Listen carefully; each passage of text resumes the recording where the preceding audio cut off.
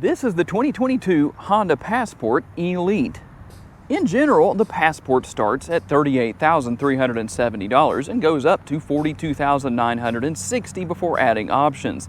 It's available in two-wheel drive or all-wheel drive, and depending on your taste, there are 6 exterior colors to choose from and 1 interior color, 3 options, and a multitude of accessories and available packages. Check out the description of the video to see exactly what those packages are. Today I've borrowed this 2022 Honda Passport Elite from my friends here at Holmes Honda in Shreveport, Louisiana. And yes, if you pay attention right now, you can see that I've highlighted the price on the screen. Sometimes people ask me, what's the price? And it makes me wonder, are they just watching the video to see the price and didn't watch the video, or did they just turn away from the screen at that point?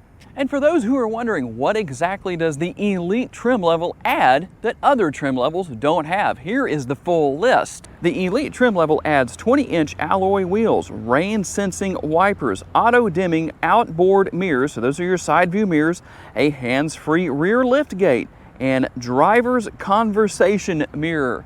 Tell me down in the comments, do you ever use that conversation mirror? While there's only one engine option available for the Passport, it's not a lacking combination. It's a 3.5 liter V6. It puts out 280 horsepower. 262 pounds-feet of torque mated to a 9-speed automatic transmission. And like I said, this Elite comes standard with all-wheel drive, but there are other trim levels that come standard with front-wheel drive, or you can add all-wheel drive if you want to, depending on your preferences. And how about those all-important MPGs, especially in this day and age? 19 city, 24 highway, 21 combined? And according to Honda, you should use 4.8 gallons of gas per every 100 miles you drive. And let's bring that to an even more simplistic way to understand what that means. This Passport has a 19.5 gallon gas tank. Here on the Elite trim level, you have the 265/45 tires. That 45 series sidewall is going to help contribute to a smooth ride quality. They surround 20-inch wheels. And for those who always ask if I don't say it, yes, these gloss black side view mirrors do have the turn signal indicators built in, and they are heated. They are also, because of a button that you have right over here where you find the buttons to control the functionality of the side view mirrors as far as adjusting everything, they are also power folding. I'll show you where that is on the screen so you know, just in case. But you do have to have the ignition turned on for that feature to work. Now, I mentioned that these are heated side view mirrors. Did you know that the windshield is heated as well?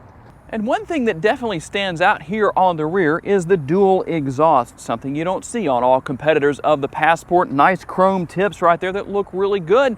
If you're wondering, what exactly does the exhaust sound like? Well, here's an exhaust clip.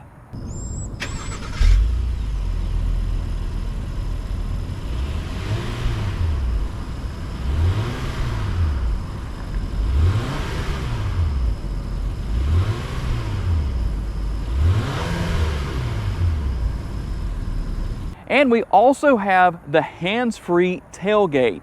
Something that's very interesting here. If you want to know how to use the tailgate, there is an instructional sticker right here, and I find it interesting that here on the bottom left-hand corner, it tells you to peel this off after reading. But it's very easy to use, and so you can either touch that area of the bumper or you can even swipe your foot underneath if you want to, depending on your preference. It works either way.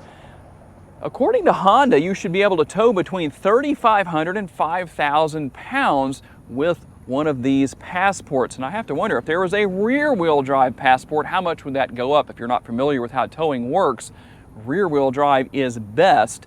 Front-wheel drive, not so much. All-wheel drive, well, a little bit better than front-wheel drive. Let's talk about cargo capacity and what you have back here. Here are your numbers. They range between 50.5 cubic feet up to 100.7 and 108 cubic feet. And you can maximize that via the buttons located on each side of the rear cargo area here that you just push. That allows you to lower those rear seats down flat underneath the floor. Not only is there more storage, the tray right there is removable. There's just a couple of releases that you turn and you can pull that out. and that makes gaining access to the spare tire that is in the front portion of the floor back here.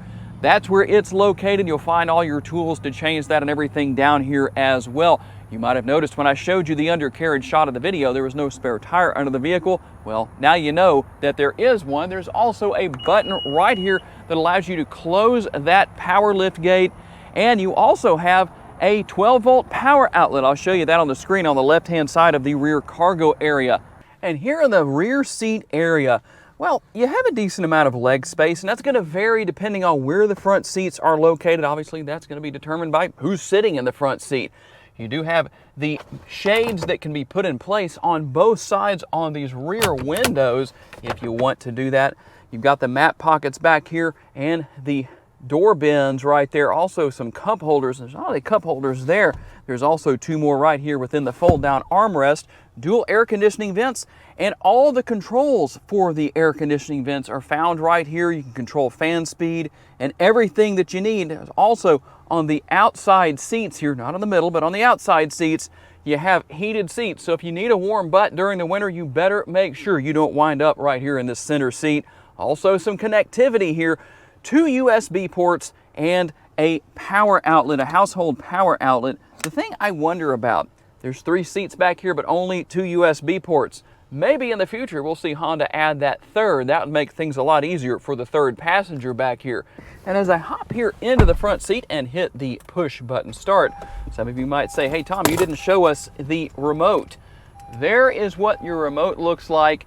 You can see that it does have remote start, because I know a lot of you like remote start. Can't say that I blame you for that. So let's take a look around and see exactly what we have here. Got a nice, easy to read and adjust instrument cluster. You can go through a lot of great information there. Everything there that you need. Pretty simple to use and figure out. And over there on the left-hand side of the steering wheel, that blinker thing that I talked about earlier, you've got those turn signal indicators built into the side view mirrors. You use those via this lever on the left-hand side. Up is when you're turning to the right or changing lanes to the right, and down does the same thing to the left. It lets people around you know what you're doing. Kind of novel, isn't it? You might wonder what that flashing thing is on people's vehicles when you're driving down the road. Now you know, and yours has it too. Steering wheel mounted controls. Can't say anything sarcastic about the steering wheel mounted controls. You do have adaptive cruise control, everything that you would expect there. And the infotainment screen, very easy to use, very simple to learn. Maybe you're new to this. Not a big deal, nothing to be afraid of there. You've got Apple CarPlay and Android Auto, so you can pair your smartphone and basically turn that screen into your phone. Built-in navigation, you just push that navigation option right there and navigation comes right up. You're also going to have a multi-view rear view camera. Everything's super easy to use there. And dual zone climate control, really you have tri-zone, but dual zone in the front obviously. You can sync those together or not if you want to, depending on the situation. And something underneath that I really like here, you not only have heated seats, you also have ventilated seats. Wireless charging underneath that, more connectivity with a 12-volt and USB. And here is, you've really seen it in a couple of different places, but here is quite a bit of that gloss black surrounding the cup holders and the push button shifter. Do you like the push button shifter? Do you not? Tell me in the comments what your thoughts are on that. And a very nice, deep center console, a lot of storage in there, even more connectivity. And with the upper console, not only do you have the controls for your power sunroof, you also have the conversation mirror. That's where that is located. I'm always curious to know what people do with that. Hopefully you don't have conversations with your kids when you're angry at them when you're driving down the road, because then other drivers might be angry with you. Speaking of driving, well, why don't we get out on the road and drive this Passport? And as we get out on the road for our test drive, a couple of things I did not mention earlier that you may wonder about. Both seats in the front are power. You also have one-touch up and down windows with the front doors. You don't have that with the rear doors, but with the front. And there are multiple driving modes. You can use the mode selector on that push button shifter that we looked at earlier to go through all of your different driving modes. And if you were going to buy a Passport to drive in an area where it snows a lot, maybe you live up north in the mountains, whatever the case is, you definitely would want the all-wheel drive version. We had a pretty big snowstorm about a year and a half or so ago down here in Northwest Louisiana, which is highly unusual, but it did happen. And there were Honda employees from the dealership where I borrowed this Passport who took home every all-wheel drive vehicle possible, whether it was a Passport or a Ridgeline or whatever it was, and they said they had absolutely no problem getting around. And we had about, I think, 8 to 12 inches of snow, if I remember correctly, so it wasn't exactly a small amount. So let's talk about the overall driving experience here. When you drop the hammer, well, that 280 horsepower will definitely get you down the road. It's not neck-snapping performance or anything like that, but it's also not going to let you down. It seems to be enough. Is there always room for more power? Well, yeah, of course there is, but that also depends on who you're talking to. But in the case of this Passport, I think it's the right amount.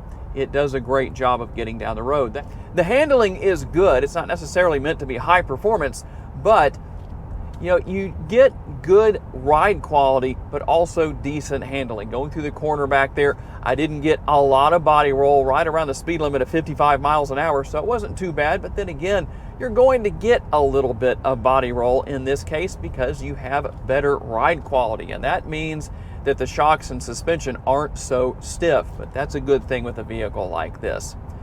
The steering wheel is not leather wrapped, but it's still very comfortable. I think this would be a really great vehicle for a nice long road trip. As the driver, I think I would be in really good shape. Obviously, you have multiple driving aids to help keep you safe. You've got adaptive cruise control that you can use, and you just have a very easy interior to deal with. Everything is easy to get to. Like I said earlier, easy to learn for you folks who maybe are saying, I have held off as long as I can, but I don't have a choice now. I need to step into one of these newer vehicles, and it's going to have technology that my older vehicle from 1990 doesn't have. Yeah, if you still have a vehicle from 1990 that's on the road, it's probably a Honda or maybe a Toyota. There's not too many others that are going to be reliable that long without some serious upgrades, such as maybe a new transmission or a new engine or whatever the case is. So overall, I'm impressed here. The seats themselves are comfortable. These are leather trimmed seats, as Honda calls them. And you pair that with good shocks and suspension, you have a great ride quality. That might sound kind of strange to say that, but in some vehicles, what happens is the seats are comfortable, but the shocks and suspension are stiff, or the other way around, and it just kind of cancels out the whole situation of having a smooth, comfortable ride. Definitely not the case here with the Passport. So tell me down in the comments section, what do you think about the 2022 Honda Passport Elite? If you plan to buy a Passport, what trim level and what exterior color? I must say, since my favorite color is red, I really like this radiant red exterior color. Gotta say a special thanks to my friends here at Holmes Honda for loaning me this Passport for the day, and a thanks to all of you for being kind enough to give me the opportunity to give you a vision for your next vehicle. If you enjoyed this video, make sure to check out another of the videos on the screen to see what other vehicles might be a good option for you, and I'll see you there.